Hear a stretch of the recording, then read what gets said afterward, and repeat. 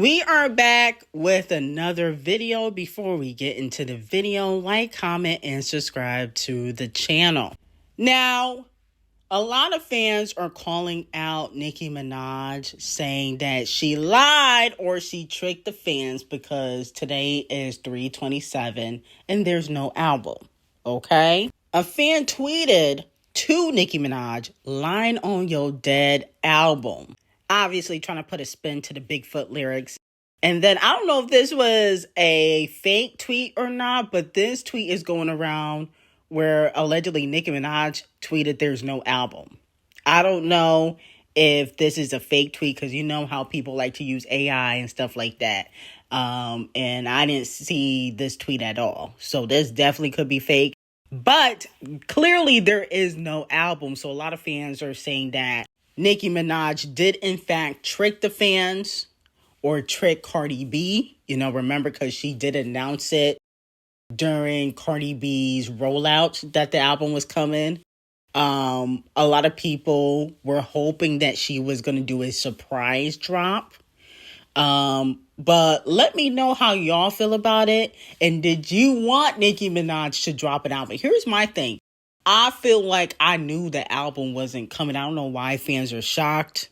I don't know why people are tweeting that, you know, she had lied or she tricked the fans when in all actuality, I feel like it was common sense that the album wasn't coming. I mean, usually Nicki Minaj never does surprise drops. I don't understand why people thought she was going to do a surprise drop.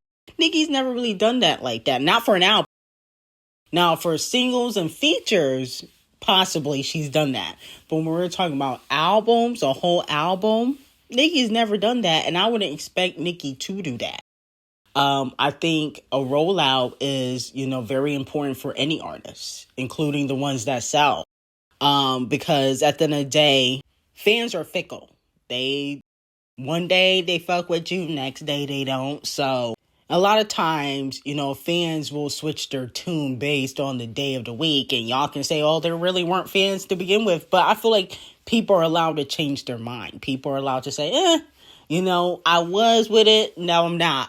But in regards to Nicki Minaj, I feel like I knew that the album wasn't coming. I don't know why people are shocked or why people are upset. I'm not upset. I do feel like she will drop music. I just don't think she'll drop an album. And I said that before. But this could go back to the theory that people were saying a few days ago that she could be waiting to drop when Camel Face drops. I don't think she'll drop the same day as Beyonce. I don't think she'll do that. But she could be waiting to drop when Camel Face drop, and then she'll drop something. That would be interesting. Even though, like I said before, I think if she do that, they definitely going to sabotage her even more. Based on the fact that clearly they want this next era for Camel Face to be very successful. I do think that whatever Camel Face is dropping, because allegedly he is dropping music, it probably will be his last album. He's about 65. So I think this is his last hurrah. And I think that the main reason why he's even dropping anything is to, you know, try to help his reputation and trying to change the public perception in regards to how people view him. That's what I think that is, okay? I think the Carters know that the general public is not really rocking with them like that. So it's a perfect time to drop music to distract the people. Now, Megan Thee Stallion copies Nicki Minaj's formula and also teases her Cardi B collaboration. She did an interview and she said it's definitely going to be Act 3. It's going to wrap up the saga of acts that I've been doing, and I'm definitely going to come out in 2026. Maybe we could call it introducing another alter ego. Now, I think Megan Thee Stallion already has a few alter egos thanks to Nicki Minaj. She got Tina Snow. Everybody knows Tina Snow. She got, I think it's called Sugar or Mama Sugar or something. She got an alter ego called Sugar. A lot of people also say she has a Korean alter ego for her Korean fan base. I don't know the name of that alter ego, but she has a different alter ego for her Asian fans that don't buy her music. But when she collaborates with Asian or Korean artists, she brings out that alter ego. So let me know how y'all feel about it. And if you guys are here for Megan Thee Stallion's next alter ego for her next era, Act 3. Now, she also talked about Cardi B, and this is what she had to say. Surprise concert with Cardi. It was great. I love performing with Cardi. Like, she's amazing. Every time we link up, it's like, we don't have to see each other for a long time, but every time I see her, it's like, I just saw you yesterday. We just picked back up where we left off from. That's my girl. We're both like authentic and we both are ourselves, and I don't know, I think we just both like to laugh. So we don't really take anything too seriously. She's very easy to talk to. Very inviting. Like, anytime we get around each other, it's like, well, what can I do for you? No, what can I do for you? No, what you want to do? Like, I don't know. We just feel very warm together. Well, I know what you guys could do. Another song together, Oh, perhaps? yeah. Don't worry about that. Don't worry about that. You know we gotta ask. This is going to happen again. This is definitely going to happen again. Now, when it's going to happen, I'm not telling you, but it's going to happen. Now, let me know if you guys are here for another Megan and Cardi B collaboration. It looks like she will be on Act 3. I feel like I'm not going to be gagging over it. Maybe if it was Megan and Dolce, I think that would be a little bit more fiery. She possibly would have Dolce on Act 3 as well.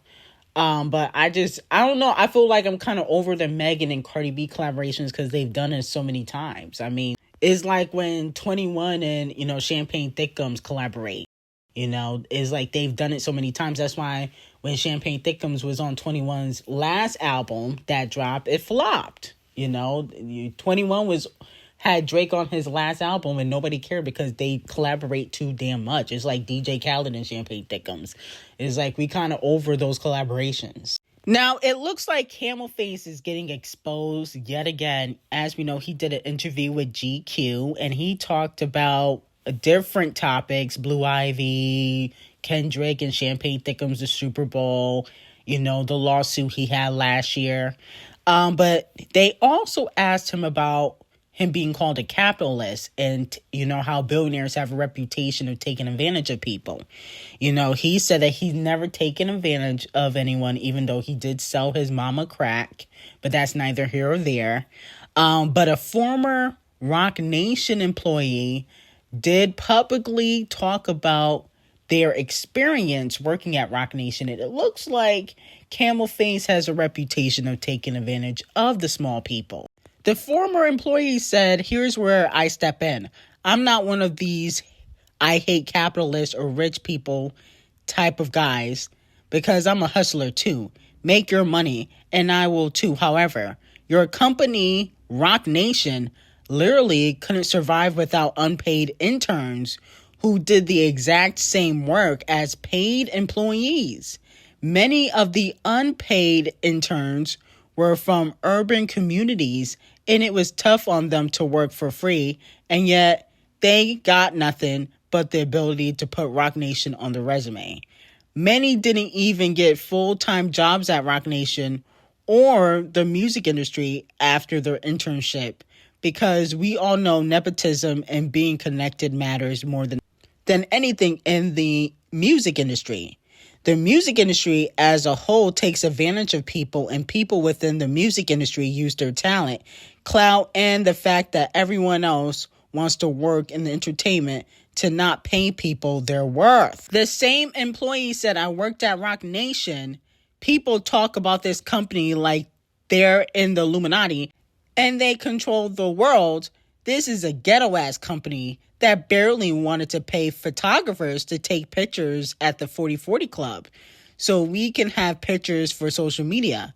It's company that is carried by the fact that Camel Face is the GOAT. People are so thirsty to be in the entertainment that they're willing to get paid peanuts and get treated like crap to the industry.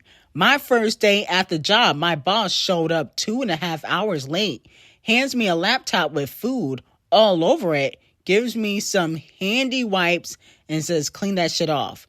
My second day of the job, I had a meeting with Power 105 because they want the 40/40 Club to buy radio ads, aka payola. My boss disappears and I'm in a meeting with the Power 105 with no instructions or authority to do anything. There's countless other goofy things that happen there every day. The former employee continued and said the turnover at Roc Nation is crazy too. The day I got there, the entire sports team quit. Look at their athletes. There's a reason they don't keep top tier athletes there long at all. Then after that, another person chimed in, allegedly a former employee at Roc Nation. Desiree Perez, the CEO, spent a week in Vegas after open and then would run the spot from New York, LMFAO. She would watch the cameras and call in and fire people on the spot from New York. Why is she doing that? Tell her to go home. While we were already understaffed was crazy, okay? So a lot of people are talking about their experiences at Roc Nation. And there was other employees and other people that chimed in, but we can't go through everybody. But there's a lot of people saying that Roc Nation don't pay their employees. It's very ghetto. Desiree be over there firing people left and right while, they're already understaffed. And that's probably why their roster is trash. When you think about it, who is popping at Roc Nation right now? Camel Face? Megan Thee Stallion? Is that it? J. Cole's not on the Roc Nation no more. Meek Mill got dropped. Who is popping at Roc Nation currently? Rihanna hasn't put out music in years. Who's popping over there? Tanaje left. Who's popping? I want y'all to name 5 artists that are popping at Roc Nation right now in the comments. Name them. Okay? If you can name 5 artists, I'll cash app you $100. If you can name 5 artists. Everybody at Roc Nation is washed. No shade. Okay? I'm not going to say Camel Face is washed because he sold out the Yankee Stadium 3 times. But he don't really count. I'm talking about people that put out music regularly who are popping. Megan's flopping. So who's popping over there? Now, let's just hope Beyonce's paying her employees because I don't want no tea coming out about her not paying her employees. That would not be good, especially since her and Camel Face are both billionaires. So it kind of looks bad. Meanwhile, Chappell the Clown is being exposed again for paying the blogs to say that a hate train is being orchestrated. Okay? So, of course, now it's being reported that the recent backlash against Chappell the Clown was exacerbated by a targeted online campaign. Goldea, a research company that previously made headlines for reports that found that another pop star was subjected to a coordinated online attack. They looked at 100,000 posts generated by 54 unique users across 7 platforms between March 20th and March 22nd. They found that 4.2% of users contributing to the Chappell conversation at the time were non-typical, were likely to be bots, as well as being a high percentage of bots in and of itself. They accounted for were over 23% of the posts. Okay, so Chappell's team is now paying blogs to post that she's being targeted and that there's some hate train or attack for her online and that these people are bots. That's what is going on. I do not believe that a hate train is being orchestrated against Chappell or she's being targeted. I think she needs to be held accountable for her lies. She lied about being poor. She's getting dragged for that. She lied and said the security guard wasn't really hers. For the guard that, went up to that child, allegedly she's lying about being a lesbian. She's just a liar and she needs to be held accountable. So another 100,000 lashings for Chappell the Clown for trying to pull this PR stunt and saying that she's being targeted and that is bots behind these accounts, just lying like she always does. Now, J. Cole is also receiving 50,000 lashings. He was on the Cameron podcast, and he said that he can't tell the story of the fight with him and Diddy because he didn't want to kick him while he was down. And he said, I was going to put it out because me and Puff was cool. But when everything happened, I was like, nah. Okay, now he's getting some backlash. Here's my thing. Diddy had no problem kicking Cassie or Kim Porter, RIP, had no problem kicking them while they were down when he was beating their asses, including the footage of him beating on Cassie at a hotel. And the hotel covered it up for years. So it seems as though like the industry is still trying to protect Diddy. Because now J. Cole coming out saying he don't want to kick Diddy while he was down. Usher saying, oh, I got nothing negative to say about him. And the thing is, J. Cole, there was no fight. You know, I'm going to tell y'all what really happened. No, allegedly. Diddy slapped the piss out of J. Cole's mouth. And J. Cole didn't really do anything. Okay? That's what happened. That's why he don't really want to talk about it. You got bitch slapped and you didn't do nothing. Okay, there was no fight. J. Cole can't fight in the ring or in the booth. He can't fight at all. He's a punk. No shade. He like J. Cole fighting? Yeah, okay. That's why he don't want to talk about it, because he'd be embarrassed. Diddy bitch slapped him, and that's what really happened. J. Cole, these interviews not making you look too good. You should go back to being quiet. These interviews are not helping you at all. Okay? So I suggest you stop doing them. But anyway, I got some very hot tea on J. Cole, Camel Face, 50 Cent and Diddy, Usher and Justin on Patreon. Link will be in the description. Have a great day.